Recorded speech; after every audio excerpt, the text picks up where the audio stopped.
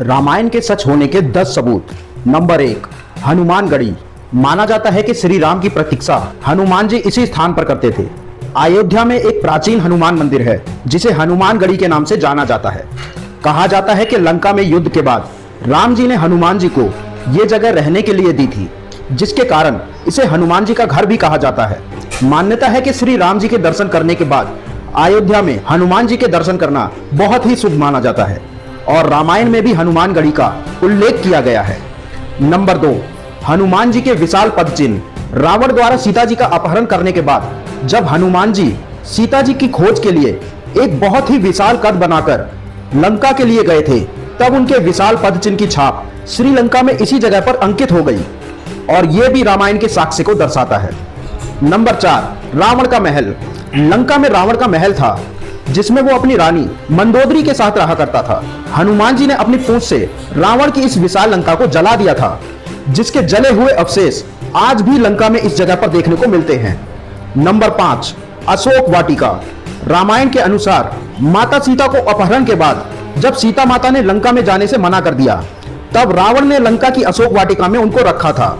अशोक वाटिका में बहुत ही ज्यादा मात्रा में अशोक के वृक्ष थे और इसी वाटिका में एक वृक्ष के नीचे माता सीता रहा करती थी और इस जगह को अब सीता एलिया के नाम से जाना जाता है, जो कि वर्तमान में श्रीलंका में स्थित है।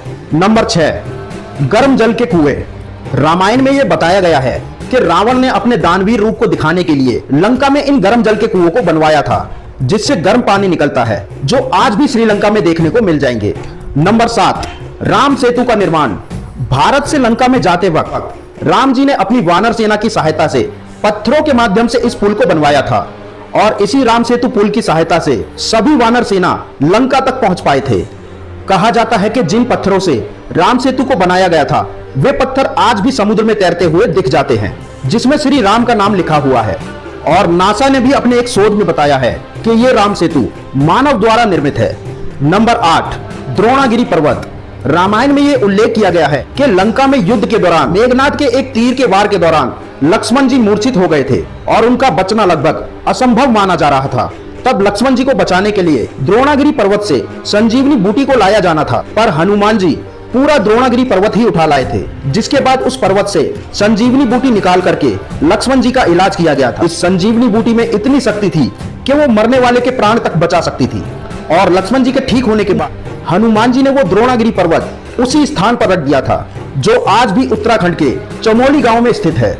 नंबर 9, लेपाक्षी मंदिर। माता सीता के हरण के बाद रावण जिस मार्ग से माता सीता को ले जा रहा था, उस मार्ग पर राम भक्त जटायु ने माता सीता को बचाने के लिए रावण से युद्ध किया था, लेकिन रावण ने जटायु के दोनों पंख काटकर उन्हें गंभीर रूप से घायल कर दिया था, जिसके बाद वो घायल अवस्था में इसी स्थान पर गिरे थे और श्री राम की बाहों में उन्होंने अपने प्राण त्याग दिए थे। जिस स्थान पर जटायु गिरे उसी स्थान पर लेपाक्षी मंदिर बनाया गया था और ये मंदिर आज भी आंध्र प्रदेश में देखा जा सकता है। नंबर 10, पंचवटी। माना जाता है कि राम जी जब लक्ष्मण जी और सीता जी के साथ वनवास के लिए निकले थे, तब वे नासिक पंचवटी जंगल में रहते थे और इसी स्थान पर लक्ष्मण जी ने रावण की बहन सूर्पनखा की नाक काट दी थी और ये पंचवटी वन आज भी नासिक में मौजूद है। तो दोस्तों, वीडियो अच्छी लगी हो तो कमेंट सेक्शन में जय श्री राम अवश्य लिखना और हमारी इस वीडियो को लाइक और चैनल को सब्सक्राइब करना मत भूलना। जय श्री राम।